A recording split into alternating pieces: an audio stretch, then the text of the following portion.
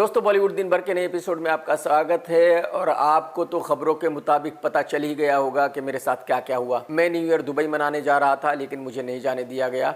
कुछ लीगल चीज़ें हैं, कुछ दिनों में सॉल्व हो जाएंगी, कोई प्रॉब्लम नहीं। ये फिल्में हैं पठान, जवान, गदर 2 और एनिमल। और आज की सबसे पहली खबर इसी साल के बारे में है। ये बॉलीवुड के इतिहास का इकलौता साल है जिसमें 4 फिल्मों ने 500 करोड़ रुपए से ज्यादा का बिजनेस किया सिर्फ इंडिया में। 2023 बॉलीवुड के इतिहास का सबसे कामयाब साल है। हम सभी जानते हैं कि फिल्मों का बिजनेस दिन ब दिन बढ़ रहा है। जैसे जैसे वक्त गुजर रहा है वैसे वैसे बिजनेस ज्यादा होता जा रहा है। सिर्फ इन 4 फिल्मों ने तकरीबन 2400 करोड़ रुपए का बिजनेस किया है सिर्फ इंडिया में, और यह बॉलीवुड के इतिहास में पहली बार हुआ है। तो मेरे ख्याल में 2023 एक ऐसा साल है जिसका रिकॉर्ड टूटना बहुत ही मुश्किल है अगले 25 सालों में। तो जाहिर सी बात है आगे आने वाले सालों में बहुत सारी फिल्में आएंगी जो 500 करोड़ रुपए से ज्यादा का बिजनेस करेगी। लेकिन मैं ऐसा मानता हूं कि अगले 25 सालों में ऐसा कोई साल नहीं होगा जिस साल में 4 फिल्में 500 करोड़ रुपए से ज्यादा का बिजनेस करेंगी। दोस्तों, आज की दूसरी खबर है बिग बॉस के बारे में। आप में से जो लोग बिग बॉस देखते हैं उनको पता है कि अंकिता लोखंडे और उसका पति विक्की भी बिग बॉस हाउस में है। लेकिन यह बिग बॉस में पहली बार देखने को मिला कि विक्की ने अंकिता पर हाथ उठाने की कोशिश की। लेकिन जाहिर सी बात है उसको एहसास हुआ कि भाई वो बिग बॉस में है, दुनिया देख रही है, तो उसने अपने हाथ को रोक लिया। और इसके बाद कुछ मिनटों तक अंकिता का चेहरा बिल्कुल उतर गया था। अंकिता को समझ में नहीं आ रहा था कि भाई ये विक्की ने किया तो क्या किया। और इन दोनों में कहा सुनी होती रहती है, नोक झोंक होती रहती है, एक दूसरे को बुरा भला भी कहते रहते हैं। लेकिन मैं आप लोगों को यह बता सकता हूं कि ऐसा रिश्ता बहुत ज्यादा दिनों तक नहीं चलता। जिस रिश्ते में कोई भी पार्टनर अपने पार्टनर पर हाथ उठाता हो वो रिश्ता चल ही नहीं सकता, सवाल ही पैदा नहीं होता।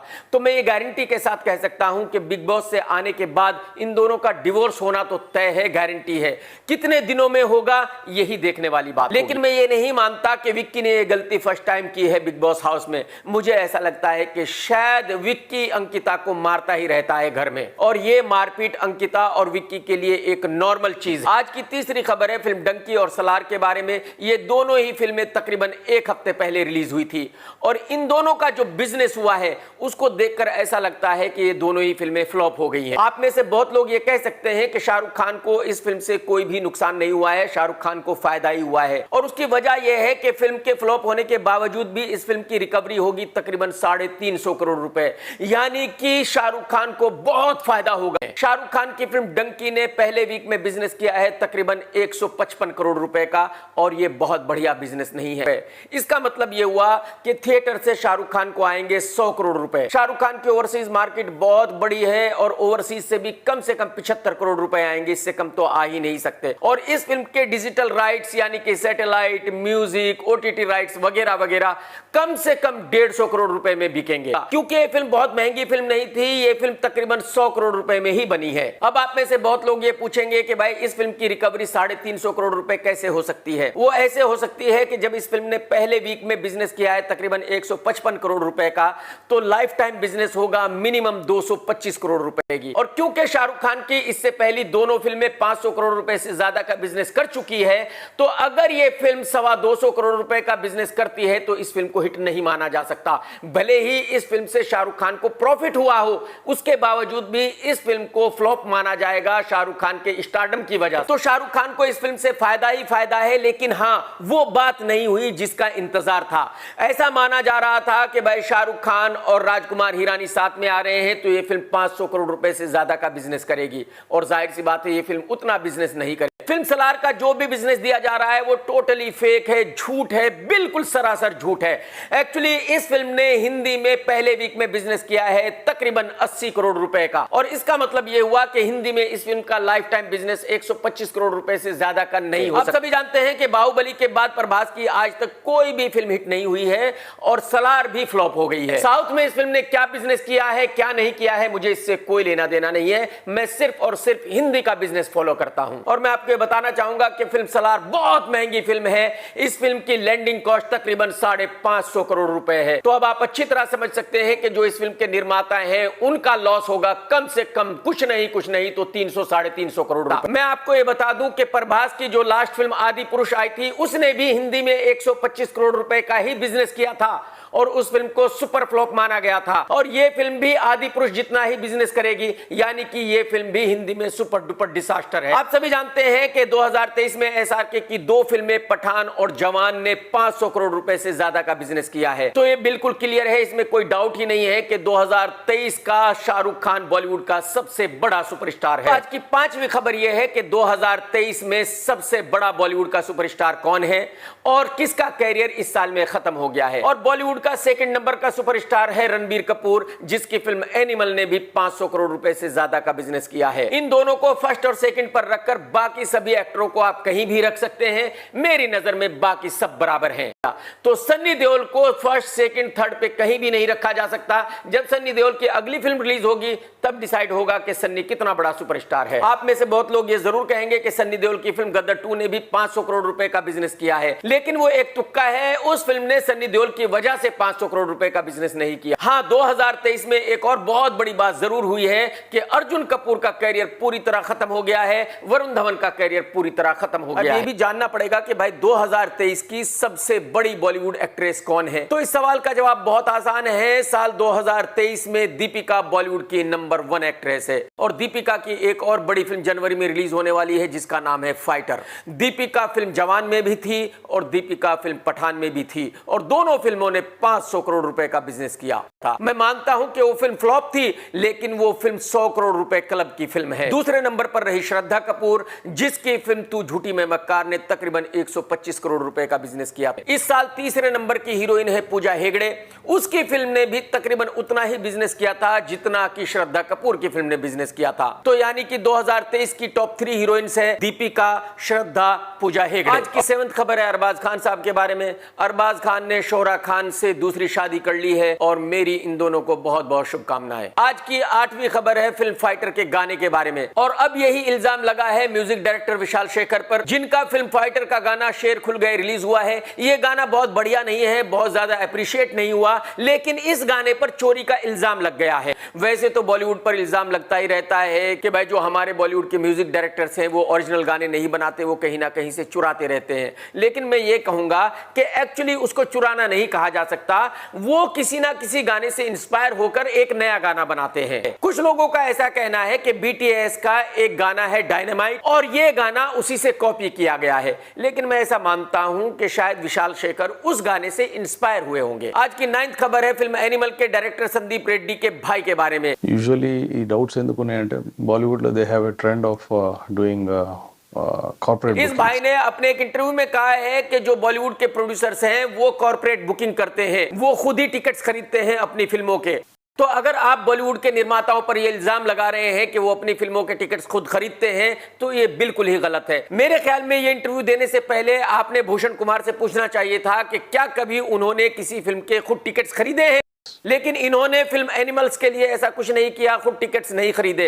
मैं इनसे पूछना चाहता हूं कि भाई साहब आप वन ऑफ द प्रोड्यूसर हो, जो इसका दूसरा प्रोड्यूसर है भूषण कुमार वो बॉलीवुड से ही है। मैं अब आपसे पूछना चाहता हूं कि अगर एसआरके ने अपनी फिल्म पठान और जवान के टिकट्स खुद ही खरीदे थे तो उसने डंकी के टिकट्स खुद क्यों नहीं खरीदे। हकीकत यह है भाई साहब कि हर निर्माता अपनी फिल्म का प्रमोशन करता है, मार्केटिंग करता है, हर निर्माता अपनी फिल्म को बेस्ट बताने की कोशिश करता है और यही सब कुछ शाहरुख खान ने किया था फिल्म पठान और जवान के लिए। वो दोनों फिल्में ब्लॉकबस्टर रही, इस बात को आपको मानना ही पड़ेगा। और मैं आपको यह भी बता दूं कि अगर आप बॉलीवुड के निर्माताओं पर ऐसा इल्जाम लगा रहे हैं तो फिर ये इल्जाम भूषण कुमार पर भी लग रहा है। तो अगर आप बॉलीवुड के निर्माताओं पर ऐसा इल्जाम लगाते हैं कि वो झूठे कलेक्शंस देते हैं, वो झूठा बिजनेस बताते हैं, अपनी फिल्म के खुद ही टिकट्स खरीदते हैं, तो ये बिल्कुल झूठ है, गलत है, आपको ऐसा नहीं करना चाहिए। हाँ, ये बात मैं जरूर मानता हूं कि उनकी फिल्म डंकी हिट नहीं हुई और अगर वो खुद टिकट खरीद के अपनी फिल्म को हिट कर सकते हैं तो डंकी को उन्होंने हिट क्यों नहीं किया। इसका मतलब ये साफ है कि दुनिया में ऐसा कोई भी निर्माता नहीं है जो अपनी फिल्म के खुद ही टिकट्स खरीद के उसको हिट कर सकता है। ये दोस्तों आज की 10th खबर भी डायरेक्टर संदीप रेड्डी के बारे में है, जिनकी फिल्म एनिमल ब्लॉकबस्टर हो चुकी है। अब संदीप ने अपने एक इंटरव्यू में कहा है कि जो राजीव मसंद है, अनुपमा चोपड़ा है, ये त्यागी लड़की है, इनको फिल्मों के बारे में कुछ नहीं पता है, इनको रिव्यू नहीं करना चाहिए, ये ऐसे ही बकवास करती हैं, इनको कुछ नहीं पता कि फिल्म में क्या होना चाहिए क्या नहीं होना चाहिए। अच्छा, इन लोगों के रिव्यू देखकर ये बात तो मेरी भी समझ में नहीं आती कि भाई ये रिव्यू किसके लिए देते हैं। भाई फिल्म हिंदी में है, जो फिल्म देखने वाले हैं वो हिंदी बोलते हैं, लेकिन ये इंग्लिश में रिव्यू देते हैं, तो ये किन लोगों के लिए रिव्यू देते हैं। हो सकता सकता है इनका रिव्यू हॉलीवुड में देखा जाता हो, वहां के लोग सुनते हो, वहां के लोग इनको जानते हो। संदीप ने इन क्रिटिक्स को सलाह दी है कि ये लोग चाइना चले जाए, क्योंकि चाइना में इंग्लिश टीचर्स की बहुत जरूरत है और इनको बहुत बढ़िया इंग्लिश आती है। तो अगर ये वहां जाकर उनको इंग्लिश सिखाएंगे तो ये बहुत पैसे कमा सकते हैं। संदीप भाई आपने तो कह के ले लिया। और संदीप ने यह भी कहा है कि इनके हर नए रिव्यू में 2-3 नए इंग्लिश के वर्ड्स जरूर मिलेंगे जो आपको डिक्शनरी में ढूंढने पड़ेंगे। इन इंग्लिश के अल्फाजों के अलावा इनको कुछ नहीं आता। ये मेरी फिल्म को अगर 0 स्टार भी देते तब भी मेरी फिल्म इतनी ही बड़ी ब्लॉकबस्टर होती, और फ्यूचर में भी अगर ये मेरी फिल्म को -5 स्टार्स भी देंगे तब भी मेरी फिल्म ब्लॉकबस्टर ही होगी। इनके कहने से कुछ नहीं होता। दोस्तों आज की 12वीं खबर है एक्ट्रेस तृप्ति डिमरी के बारे में। मैं आपको पहले ही बता चुका हूं कि इस लड़की का एक बॉयफ्रेंड है जो बहुत बड़ा प्रोड्यूसर है, और यही वजह है कि इस लड़की को 4 फिल्में मिल चुकी है जिसमें ये मेल लीड हीरोइन का रोल कर रही है। एक तो कहने का मतलब यह है कि एनिमल से अगर सबसे ज्यादा किसी को फायदा हुआ है तो वो इस लड़की को हुआ है। ये लड़की उस छोटे से रोल की बदौलत आज की तारीख में बॉलीवुड की एक बड़ी एक्ट्रेस बन चुकी है। और याद रखना बात यही खत्म नहीं होती, बल्कि इस लड़की को और भी फिल्में जल्दी ही मिलने वाली है। यानी कि तृप्ति की बल्ले बल्ले हो चुकी है, 5 उंगली घी में और सर कढ़ाई में हो चुका है। एक फिल्म है डायरेक्टर राज शांडलिया की जिसमें हीरो है राजकुमार राव। दूसरी फिल्म है आशिकी 3 जिसमें हीरो है कार्तिक आर्यन। और ये लड़की 2 और फिल्में साइन कर चुकी है जिनका जल्दी ही ऑफिशियली ऐलान होने वाला है। दोस्तों आज की 13th खबर है मुनव्वर की गर्लफ्रेंड आयशा के बारे में जो आज की तारीख में बिग बॉस में है। मैंने इस लड़की को फर्स्ट टाइम बिग बॉस में ही देखा, उससे पहले मैं इस लड़की को नहीं जानता था। जब ये लड़की बिग बॉस में आई तो मैंने सोचा कि ये तो बेचारी बहुत सीधी सादी है, इसको तो मुनव्वर ने ऐसे ही चीट किया है। लेकिन भाई साहब ये सीधी सादी नहीं है, ये बहुत बहुत पहुंची हुई है, बहुत पहुंची हुई है। अगर आपने इसके वो वीडियोस नहीं देखे तो देख लीजिए, और जब आप देख लेंगे तो आपको पता चल जाएगा कि कितनी पहुंची हुई है। कुछ क्लब्स के वीडियो रिलीज हुए हैं भाई साहब, उनमें ऐसे ऐसे कपड़े पहनकर ये डांस कर रही है कि दिमाग घूम जाता है देखकर। और जब से ये लड़की बिग बॉस में गई है तब से इसके ऐसे ऐसे वीडियो सोशल मीडिया पर आ रहे हैं कि भाई साहब आप देखेंगे तो भौचक के रह जाएंगे, आपकी समझ में नहीं आएगा कि ये आयशा ही है। दोस्तों आज की 14th खबर है रणबीर कपूर और आलिया की बेटी के बारे में। रणबीर और आलिया ने ऑफिशियली मीडिया को बुलाया और उनके सामने अपनी बेटी को लेकर आए और उनको कहा कि भाई आप शूट कर सकते हैं, फोटो ले सकते हैं, वीडियोस बना सकते हैं। यानी कि एक तरह से उन्होंने अपनी बेटी को दुनिया को दिखा दिया है कि भाई हमारी बेटी ये दोस्तों है। आज की 15th खबर है राम गोपाल वर्मा के बारे में। राम गोपाल वर्मा के साथ कोई ना कोई कंट्रोवर्सी होती ही रहती है और अब एक बहुत बड़ी कंट्रोवर्सी हो गई है। किसी एक आदमी ने नेशनल टीवी पर इंटरव्यू देते हुए कहा कि रामू बहुत ही खराब इंसान है और जो कोई भी रामू का सर काट कर लाएगा उसको मैं 1 करोड़ रुपए का इनाम दूंगा। हालांकि ये हक किसी को नहीं है, ऐसी बात किसी को नहीं करनी चाहिए।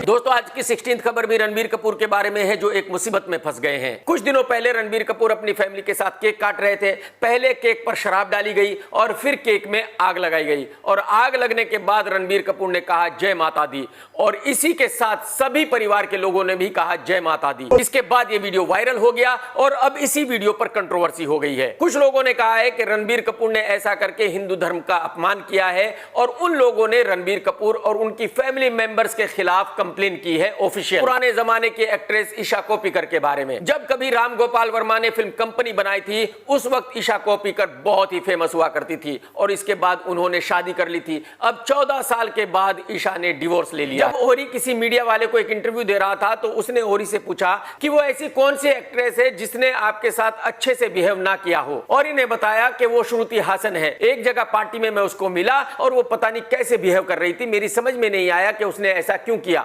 मैं तो उसको अच्छे से जानता भी नहीं हूं। हासन की बेटी श्रुति हासन के बारे में आप सभी जानते हैं ओरी को, वो बॉलीवुड के बच्चों के साथ कहीं ना कहीं दिखता ही रहता है, कहीं ना कहीं फोटो खींचता ही रहता है। ओरी ने कहा कि मैं शांतनु हजारिका को अच्छी तरह जानता हूं जो श्रुति का पति है और इसी बात को लेकर बवाल हो गया क्योंकि श्रुति ने ऑफिशियली शादी नहीं की। जो शांतनु है वो श्रुति का सिर्फ बॉयफ्रेंड है, हस्बैंड नहीं है। और यही वजह है कि श्रुति हासन ये बात सुनकर भड़क उठी और उसने ओरी को कहा कि अपनी हद में रहो, मेरी कोई शादी नहीं हुई है, वो सिर्फ मेरा बॉयफ्रेंड है, मैं कभी कोई भी बात नहीं छुपाती, मैं जब भी शादी करूंगी तो मैं ऑफिशियली दुनिया को बताऊंगी कि हां अब मैं शादी कर रही हूं। दोस्तों अगर आपने ये वीडियो देखा है तो लाइक करना बिल्कुल मत भूलना, और भाई साहब अगर आपने अब तक मेरा चैनल सब्सक्राइब नहीं किया तो कर लो, और घंटी नहीं दबाई तो जरूर दबा दो, और भाई साहब कमेंट्स करके जरूर बताना कि ये वीडियो कैसा लगा। टेक केयर दोस्तों, tata bye bye, love you, जय हिंद, वंदे मातरम।